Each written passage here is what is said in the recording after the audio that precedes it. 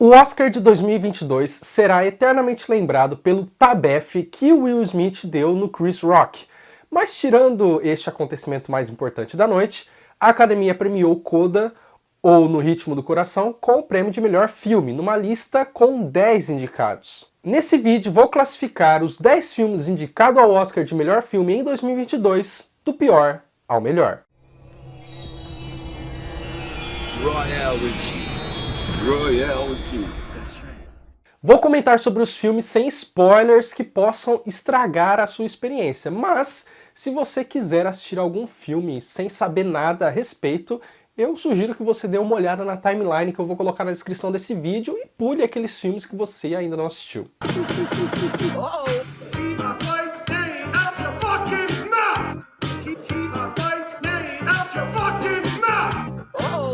Em 10º lugar, Beco do Pesadelo. Escrito e dirigido por Guillermo del Toro, esse noir é um remake de um filme lá de 1947. Conta a história de um homem misterioso e soturno que entra por uma trupe circense, aprende alguns truques e passa a aplicar golpes na elite de Nova York ali nos anos 40. Ele se envolve com uma psicanalista que passa informações confidenciais de seus pacientes e ele se utiliza disso para poder enganar as pessoas. Para mim é uma tristeza começar essa lista com esse filme. O Guillermo del Toro, ele fez o que para mim é um clássico irretocável, O Labirinto do Fauno, mas tirando esse filme eu não morro de amores pela filmografia dele. Mesmo reconhecendo o valor autoral que ele traz para os seus filmes. Aqui ele gasta muito tempo ali na primeira hora do filme que se passa na trupe circense e é só porque ele realmente gosta desse mundo de desajustados, de pessoas marginalizadas e esquecidas pela sociedade e tudo mais. Tirando o fascínio do Del Toro por esse tipo de personagem, não há justificativa para tanto tempo gasto ali naquela trupe. Toda essa sequência poderia ter sido resolvida, sei lá, em 30 minutos. Mas o Del Toro, ele vê o grotesco e o selvagem com encanto e como uma oportunidade de nos situar nesse ambiente opressor pós-Segunda Guerra Mundial. Porém, o filme acaba ficando muito lento, quase como se a história não pudesse andar ainda, porque o diretor quer mostrar mais um pouquinho ali daquele horror, daquele ambiente insalubre e da exploração que aquelas pessoas estão sujeitas. Como eu não assisti o filme original, eu fiquei assim sem entender nessa primeira hora sobre o que é de fato esse filme. Quando essa primeira parte do filme é resolvida, o protagonista muda-se para Nova York e passa a aplicar os golpes. A história anda um pouquinho a partir daí. Talvez eu já tivesse desistido um pouco do filme por causa dessa primeira hora, então eu não consegui me envolver muito bem com o relacionamento dele com essa psicanalista, ou mesmo os conflitos do protagonista com a sua esposa. Inclusive, vale comentar que esse relacionamento surge meio que abruptamente. A gente não vê em nenhum momento uma química, um amor, um carinho entre eles. Por parte do protagonista é até justificável porque ele vê a esposa mais como uma parceira, uma pessoa que ele precisa para aplicar os seus golpes. Porém, por parte da esposa isso não tem muito sentido, porque ela abandona a família dela para acompanhá-lo. Com relação às atuações, eu achei todos meio insossos, tirando William Dafoe, que sempre tá bem em qualquer filme que ele faz, mesmo nesse, onde ele tem um papel bem pequeno. Os três que mais têm destaque são o Bradley Cooper, a Rooney Mara e a Cate Blanchett. A Rooney Mara, por exemplo, tá tão sem graça quanto naquele pior filme da carreira dela, o remake Sem Alma de A Hora do Pesadelo. E a Cate Blanchett está forçando demais aquela vibe patroa que ela tem, né? Ela é muito patroa, né? E nesse filme ela tá ali sempre olhando de cima para baixo, falando com uma voz bem aveludada, lentamente. O protagonista tem essa jornada de ascensão e queda que exige uma abordagem com sentimentos um pouco mais aflorados, mas eu não senti isso com a atuação do Bradley Cooper. Eu sei que tanto as atuações quanto a lentidão para contar a história do filme remetem aos noir clássicos, mas eu acho que o Del Toro poderia ter sido menos reverente a esses clássicos e ousado um pouco mais, o filme iria soar mais moderno, ele seria mais ágil, para mim ele seria mais interessante. Com relação aos pontos positivos do filme, para mim o destaque são a cinematografia, o figurino e a condução do Del Toro nas cenas mais tensas. Há uma cena que ocorre num cemitério envolvendo uma assombração, que eu não vou falar muito para não entrar em spoilers, mas ali ele mostra que sabe muito bem manipular e enganar as pessoas que estão assistindo ao filme. O corte inicial de Beco do Pesadelo era de 3 horas e 15 minutos e o Del Toro estava bem satisfeito com essa minutagem, até ser convencido que precisaria cortar mais o filme. E a versão final acabou ficando com 2 horas e meia. Na minha opinião, o filme mais fraco dos indicados em 2022 merece o 10º lugar da lista.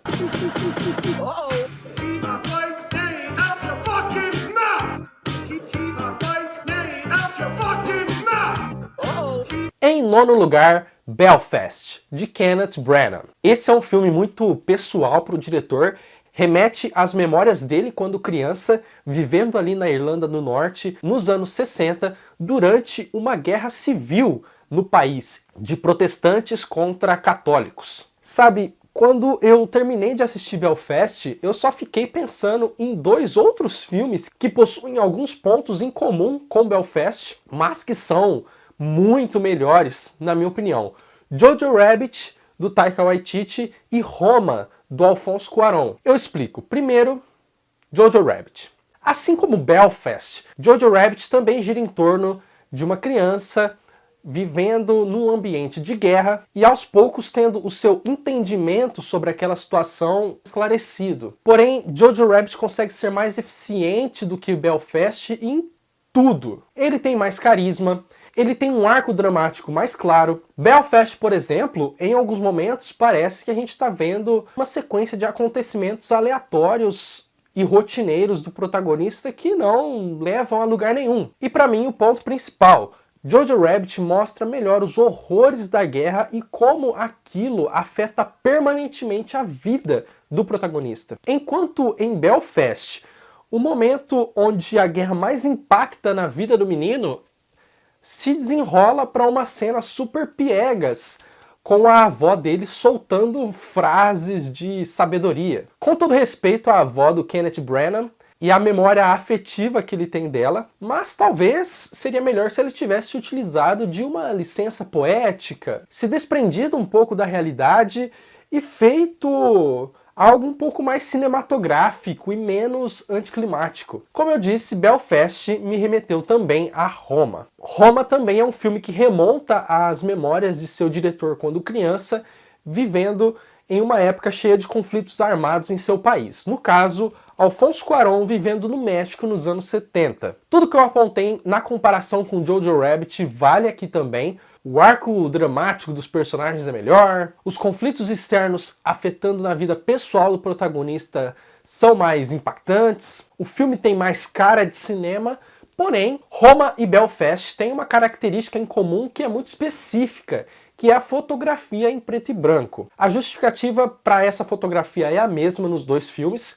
que é a de remeter a algo antigo e que realmente aconteceu, como se a gente estivesse folheando um jornal velho, né, e conhecendo aquele relato. Além, é claro, de trazer aquela sensação de memória não muito vívida. Você sabe, né, conforme os anos passam, a nossa memória vai ali apagando alguns detalhes. Então, quando a gente lembra de algo que aconteceu na nossa infância, a gente não consegue preencher todos os detalhes, tudo que estava ao redor, tudo que foi dito, né? A gente lembra partes e consegue montar um todo mais ou menos coerente. Então a fotografia em preto e branco é perfeitamente cabível em ambos os filmes, porém Roma é magistral, é belíssimo, com aquele preto e branco digital super cristalino, com mise-en-scène e design de produção impecáveis, com posicionamento e movimentação de câmera que nos deixam, assim, boquiabertos. Enquanto Belfast é só preto e branco mesmo, com nada que tenha me deixado vislumbrado com o visual do filme. Belfast ganhou o Oscar de melhor roteiro original, ganhou o BAFTA de melhor filme britânico, mas não ganhou o meu coração. merece o 9º lugar da lista.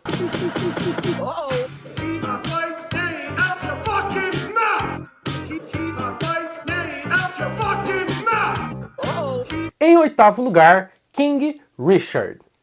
O filme conta a história de Richard Williams, pai de Venus e Serena Williams, as lendárias jogadoras de tênis, e acompanha ele criando as meninas com seus métodos, no mínimo, questionáveis, sempre forçando elas ao limite e visando torná-las as melhores atletas de todos os tempos. Para mim, esse é o filme menos cinematográfico dessa lista do Oscar, como se faltasse alguém ali na direção com um pouco mais de ousadia, alguém que olhasse para o roteiro e tentasse transportar aquilo para a tela do cinema com um pouco mais de criatividade, com um pouco mais de beleza. É claramente um filme de produtor, focado quase que exclusivamente em enaltecer a atuação do Will Smith. Veja, não tem problema nenhum quando um filme opta por focar demais em um único personagem e acaba escanteando os demais. Porém, a impressão que eu tive aqui é que o foco não está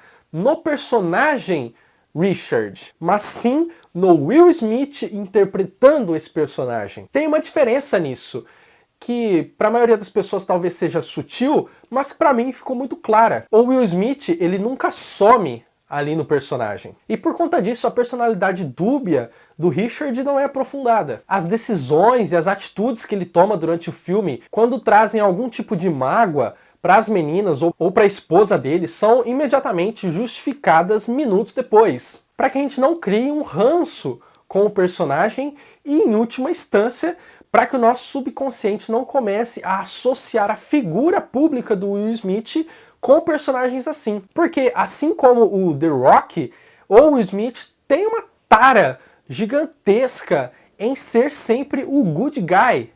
Isso acaba me tirando demais do filme, porque claramente esse é um personagem que precisava ser interpretado por um ator que não tem esse tipo de vaidade. Bom, e falando propriamente da atuação do Will Smith, assim, eu não consegui gostar não. Parece que ele tá sempre assim, com uma cara de cachorro que caiu da mudança, com uma voz assim sempre meio embargada, como se tivesse um ovo na boca. Mas é aquilo, né?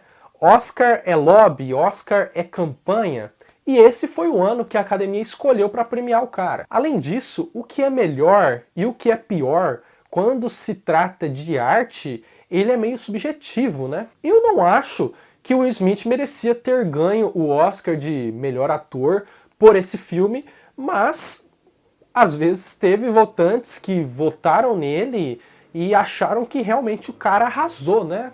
Vai de cada um. Bom, mas além da atuação do Will Smith, tem ainda dois aspectos que valem a menção e que são realmente pontos positivos para o filme. Primeiro, a história em si. O tênis é um esporte muito elitizado, né? Então, a história da Serena e da Venus, ela é realmente muito inspiradora. Porque além delas virem de uma família, de certa forma, humilde, elas tiveram que enfrentar o racismo. A gente vê isso de forma pontual no filme, mas eu acho que é o suficiente para a gente perceber que a trajetória delas para conquistar o respeito ali naquele meio não foi fácil. Em segundo lugar, eu acho que o filme melhora bastante ali no seu terço final, quando as meninas passam a ser treinadas e patrocinadas pelo personagem do Jon Bernthal, culminando na cena da primeira partida oficial da Venus, que foi interpretada pela Sania Sidney. Ela sim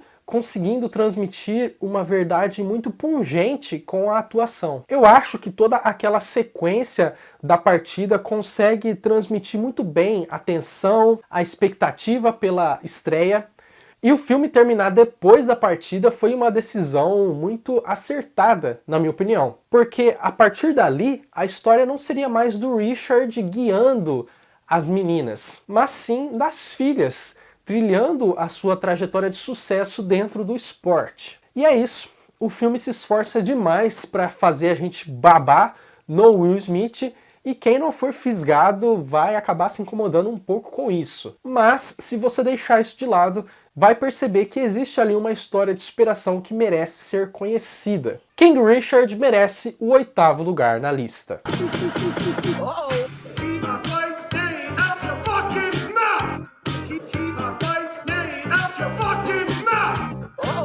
Em 7º lugar, Drive My Car. Esse é o filme japonês que ganhou o Oscar de melhor filme estrangeiro naquele ano. É a história de um diretor, escritor e ator de teatro que está em luto pela morte da esposa e vai para uma outra cidade ensaiar uma peça dele que é muito famosa. Por uma questão de segurança e praticidade, uma motorista é contratada para levá-lo do hotel para o teatro, do teatro para o hotel todo dia. E o foco do filme vai ser mostrar esses dois personagens lidando com seus traumas, com suas feridas e juntos tentando superá-los. Desde já fica o aviso de que esse filme é o filme mais difícil de assistir dessa lista de 10. São 3 horas de rodagem e o roteiro não traz muitos pontos de virada que nos deixam chocados, aguardando a resolução da trama. Por exemplo, na introdução do filme, que dura 40 minutos, o protagonista descobre que a esposa estava tendo um caso extraconjugal. 2 anos depois, já com a esposa morta, um dos atores que está trabalhando com ele na peça é o rapaz que teve um caso com a esposa dele. Em todo momento, eu esperei um confronto entre esses dois, mas isso não acontece. A trajetória do personagem é muito mais calcada em superar tudo que passou, ao invés de tentar lutar contra os fatos. A impressão que eu tive é a de que quanto mais bagagem o espectador tiver, melhor ele vai conseguir digerir e aproveitar o filme. E quando eu digo bagagem, eu me refiro principalmente a 2 coisas. Primeiro, a vivência, uma pessoa que já passou por muitas decepções, já passou por luto. E segundo, a bagagem cinéfila, artística, não necessariamente alguém que já viu muitos filmes, mas sim alguém que já conhece bem o cinema como arte, que consegue identificar os símbolos que geralmente são utilizados para se contar uma história. Prova disso é que o filme é praticamente uma unanimidade entre os críticos profissionais, que, em teoria, possuem essa sensibilidade em relação ao cinema como arte. Eu achei muito bonito o vídeo da Isabella Boscov sobre Drive My Car, onde ela se emociona enquanto falava de uma cena onde há uma encenação teatral de uma peça que faz referência a um outro diretor japonês. E como isso faz sentido tanto para os personagens de Drive My Car, quanto para o espectador que conhece essas referências. Eu entendo ela se emocionar, eu acho bonito isso acontecer, eu mesmo me emocionei já em diversos filmes, mas como eu não tenho a bagagem artística da Isabella Boscov, eu não consegui fazer essas conexões enquanto assistia Drive My Car. No meu caso, Drive My Car, Licorice Pizza e Ataque dos Cães são os 3 filmes dessa lista que eu pretendo rever daqui a alguns anos, porque eu acho que eu não consegui extrair deles tudo que eles têm a oferecer. Por isso, hoje, Drive My Car fica em 7º lugar da minha lista.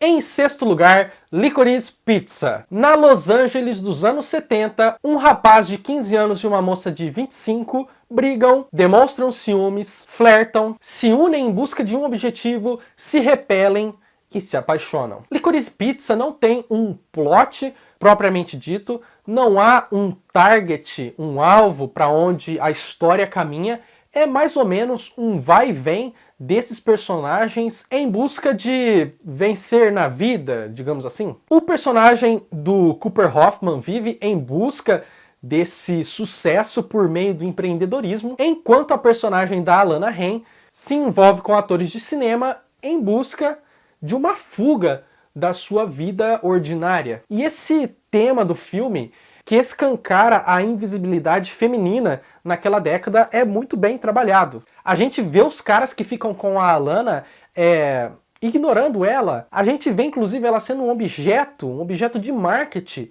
em algumas ocasiões. O personagem do Cooper Hoffman é o único que enxerga e deseja ela como ela realmente é. E mesmo assim, ele é extremamente babaca com ela em alguns momentos. Como essa relação dos dois é muito inconstante, O normal seria a gente, como público, meio que cansar desse chove não molha entre eles. Porém, os atores estão tão bem em seus papéis que para mim foi inevitável ficar interessado em saber até onde a história deles iria. E o curioso é que tanto o Cooper Hoffman quanto a Alana Haim fazem aqui a sua estreia no cinema. Que baita estreia, né?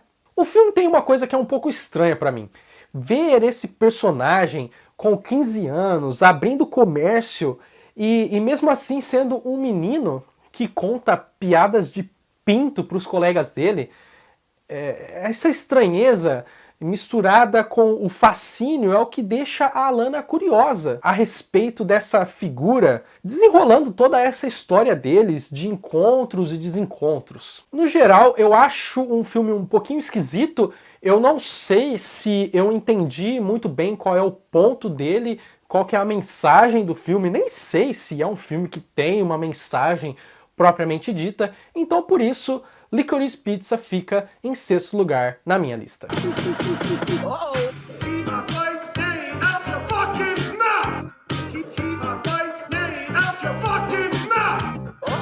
Em 5º lugar, Não Olhe Para Cima. A Netflix fez toda a sua campanha em cima de Ataque dos Cães. Porém, quando lá no começo do ano de 2021 eles anunciaram quais seriam os lançamentos principais do ano, o projeto que mais me chamava a atenção era Não Olhe Para Cima, principalmente por causa do elenco. Léo DiCaprio, Jennifer Lawrence, Meryl Streep, Jonah Hill, Cate Blanchett, Timothée Chalamet. Tá maluco?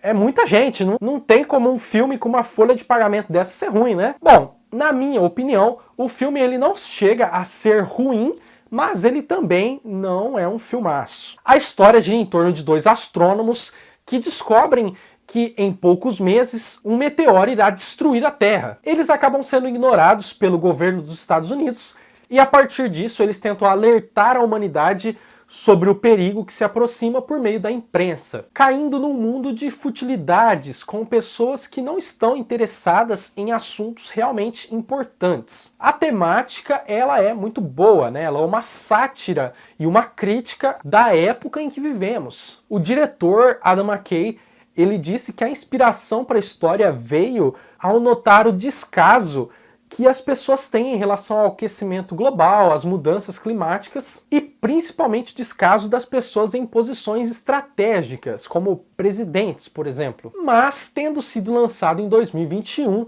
é claro que a aplicação mais óbvia que a gente faz é com relação à pandemia de Covid. Aqui, a acidez do texto não poupa ninguém. A presidente dos Estados Unidos é escrota, negacionista e completamente vendida ao bilionário que se acha dono do mundo e vê a desgraça iminente como uma oportunidade de lucro, de exploração. A celebridade retratada, que é interpretada pela Ariana Grande, ela é uma pessoa fútil, que acha que está mudando o mundo com uma música. Os jornalistas se portam como palhaços e animadores de plateia, ao invés de tentar alertar as pessoas para assuntos realmente importantes. As pessoas comuns veem na exposição dos outros uma chance de se autopromoverem, como acontece com o personagem do Himesh Patel. O cientista que até então estava esquecido ali no campus, ao se ver diante de um holofote,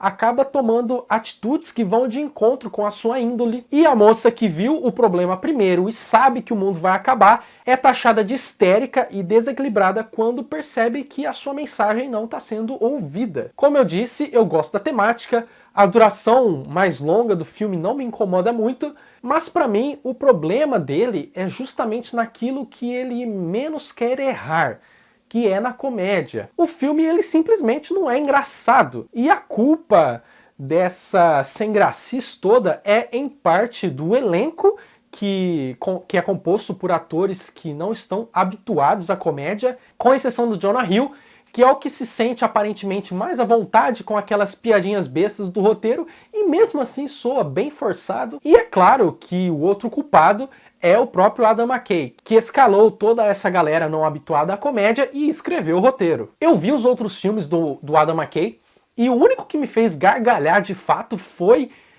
A Grande Aposta, que funcionou pra mim porque ele não precisa ficar de piadinhas bestas em todo momento, como o Não Olhe Pra Cima faz. No A Grande Aposta, o roteiro simplesmente deixa aquela situação absurda escalar a um nível estratosférico e nos mostra os personagens reagindo àquilo tudo. Vice, que é o meu filme favorito do Adam McKay, apesar de ter a sua história sendo contada ali com humor ácido, ele não é um filme de comédia, ele não se propõe a ser um filme de comédia. Já os demais filmes do cara, que foram feitos ali com o Will Ferrell, eles são sim comédias escrachadas, que criticam e satirizam jornalismo, machismo em ambiente de trabalho, a polícia. E apesar de terem ali um texto bem bobinho, eles são atuados por atores especialistas em comédia, sendo o Steve Carell o meu favorito dentre todos eles. E se você não ri do texto, você pelo menos consegue achar graça da atuação,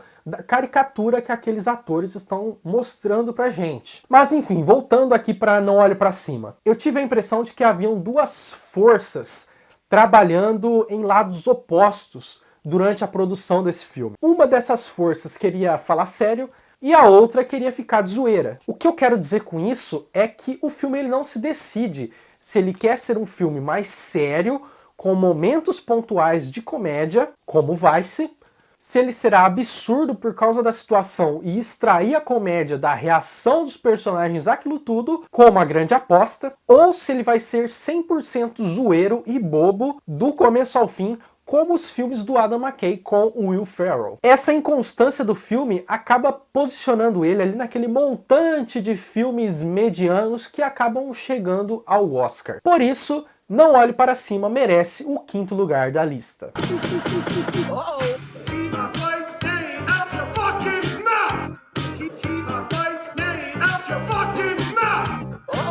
Em 4º lugar, Amor, Sublime Amor. Esse é um musical, um remake de um filme lá de 61, e é um conto trágico sobre uma guerra de duas gangues, uma de brancos e uma de porto-riquenhos, pelo controle de um bairro de Nova York. Paralelo a isso, há um romance proibido. West Side Story e Duna são os dois filmes dessa lista que mais precisam da tela do cinema para funcionarem. Quem perdeu no cinema e pretende assistir hoje em dia, faça-se um favor, assista numa TV grande, com uma boa resolução, com um som externo, numa sala escura e sentado confortavelmente. Porque ambos os filmes foram pensados como um espetáculo visual. No caso de West Side Story, principalmente por causa dos números musicais que o filme tem. Aqui, o que mais me chama a atenção é a homenagem e o tributo que o Spielberg faz não só ao filme original, mas toda uma era do cinema hollywoodiano. Uma era onde os maiores sucessos de público vinham desse tipo de filme, que podiam até trazer histórias tensas em momentos históricos conflituosos, mas que sempre vinham revestidos de uma roupagem fantasiosa, com cenários e figurinos vibrantes, bem coloridos, e é claro, sempre tendo uma história de amor ali no meio. Com relação ao casal, infelizmente eu acho que é o ponto mais baixo do filme, tanto no quesito história, quanto no carisma dos atores, que assim, estão bem sem sal. Eu confesso que eu dei uma reviravolta de olhos ali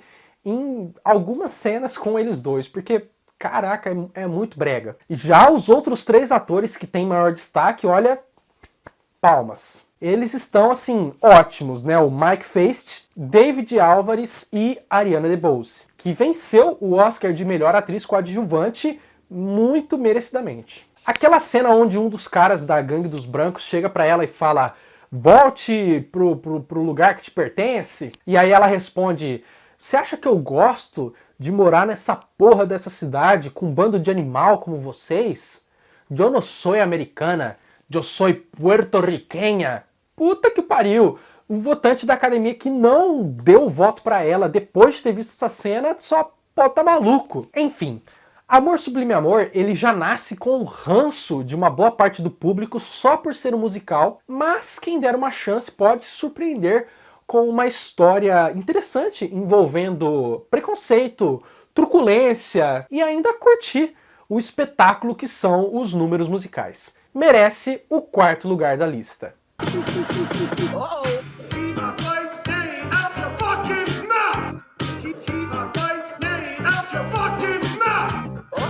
Em 3º lugar, Duna.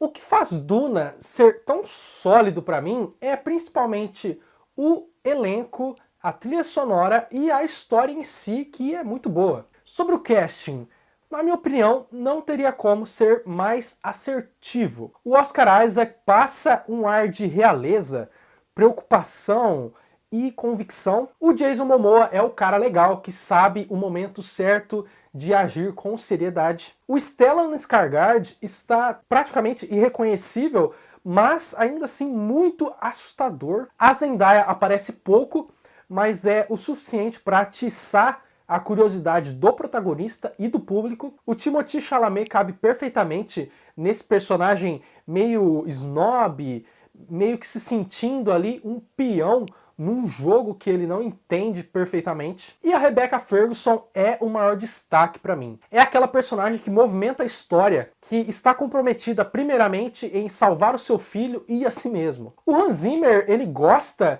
de compor essas trilhas sonoras épicas, bem barulhentas, cheias de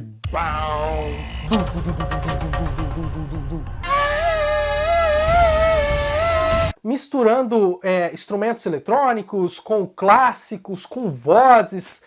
Não são trilhas que eu acho boas e agradáveis de se escutar isoladamente, mas dentro do filme, dentro do contexto da história, elas cabem perfeitamente, elas ajudam a nos colocar ali naquele clima, naquele ambiente, naquele universo que a gente não conhece. E aqui em Duna não é diferente. Uma boa parte da sensação de jornada épica, de história messiânica, ela vem justamente graças à trilha sonora dele. A história também é obviamente um dos pontos altos do filme. Toda a trama de conspiração, guerra, exploração, resistência, tudo isso é muito bem encaixado e nesse caso os méritos vão totalmente para o autor dos livros, é claro, né? Para mim, o que eu achei que poderia ter sido melhor é o design de produção. O Denis Villeneuve opta por uma abordagem hiperrealista, até onde for possível. Então as cores do filme, elas são todas meio desaturadas, é tudo muito cinza, muito preto, muito amarelo,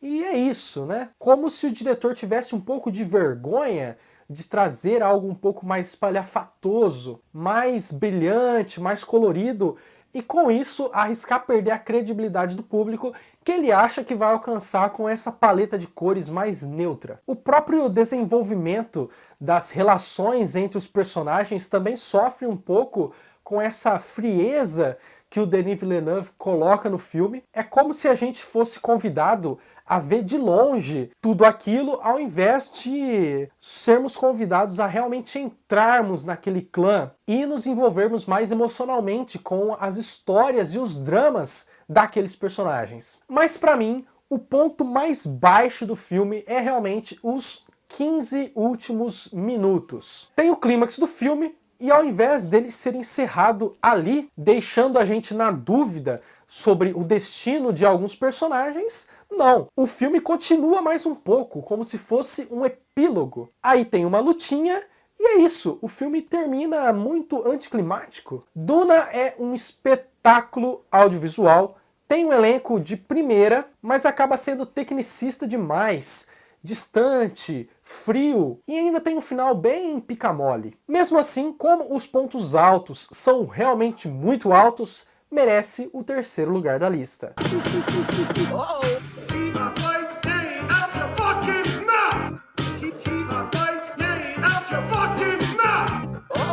Em 2º lugar, Ataque dos Cães. O filme se passa no final do Velho Oeste. A história acompanha 2 irmãos, o Benedict Cumberbatch e o Jesse Plemons. O personagem do Jesse Plemons casa com a personagem da Kristen Dunst, que é uma viúva e tem um filho já mais velho. O Code Smith McPhee E todo o conflito do filme gira em torno desses personagens. Tudo nesse filme é simbólico, tudo é metafórico, representa alguma coisa além dos próprios personagens, além da própria situação, exigindo aí uma atenção a mais de quem está assistindo. Então, a viúva que casa com o fazendeiro cordial, ela é uma representação das mulheres que são como acessório de status. Porque a gente vê que apesar do George aparentemente gostar dela de fato, publicamente, ali no círculo social dele, a Rose precisa ser aquela mulher talentosa, que toca piano, que é um suporte ao seu marido, que é como uma joia encontrada e resgatada por um homem civilizado. Da mesma forma, o Phil não é apenas um bronco, mas é uma representação de alguém enrustido que não pode assumir quem verdadeiramente ele é, que prefere ficar preso a um passado que já foi superado, que em breve nem vai mais existir. Apesar do filme se passar no oeste selvagem, poucos elementos remetem aos faroestes mais tradicionais. Por exemplo, o filme não tem um duelo de armas, um tiroteio, não há bandidos a serem detidos, os indígenas não são retratados como selvagens, não existe a figura do xerife. A trilha sonora nos conduz muito mais a um thriller, nos deixando assim sempre meio tensos com o que pode acontecer, me fazendo durante o filme perguntar constantemente até onde o Phil pode ir para tentar atingir a Rose e o quão fundo a Rose vai na sua depressão. E o final do filme justifica todas essas escolhas, mostrando que o filme não é mesmo um faroeste, mas é um thriller dramático situado numa cidadezinha do Velho Oeste. Para a maioria das pessoas, Ataque dos Cães merecia o Oscar de melhor filme. Na minha lista, ele fica em segundo lugar.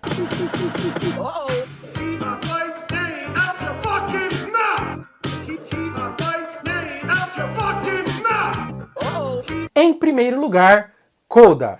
Sim, eu achei bem merecida a vitória desse filme no Oscar, porque ele vai, na minha opinião, além da técnica cinematográfica, digamos assim. Ele não é um show-off sobre trilha sonora, sobre fotografia, sobre roteiro, sobre plot, sobre direção. Ele é muito mais sobre emoções, sobre sentimento, sobre carisma, sobre representatividade. Para mim, isso é o que faz Coda ganhar ali uns pontos a mais em relação aos outros filmes dessa lista. O único aspecto mais técnico do filme que realmente chama a atenção são as atuações. O que a Emilia Jones e o Troy Kotsur fazem aqui é brilhante, só para citar os dois que têm mais destaque. De resto, o filme se fixa muito em tentar fazer o espectador entrar de fato ali naquela família, de modo que a gente compre o dilema da protagonista. A gente quer que ela vá para a faculdade, que ela persiga os seus sonhos, mas ao mesmo tempo a gente entende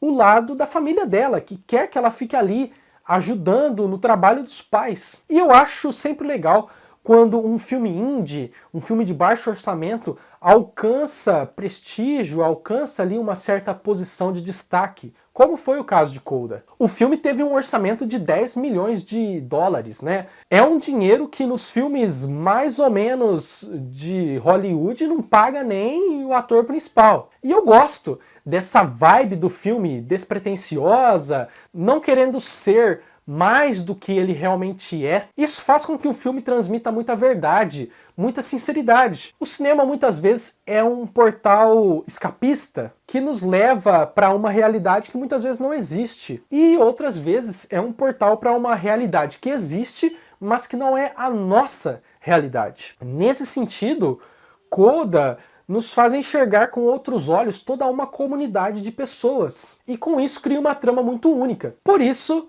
na minha lista, Coda merece o primeiro lugar.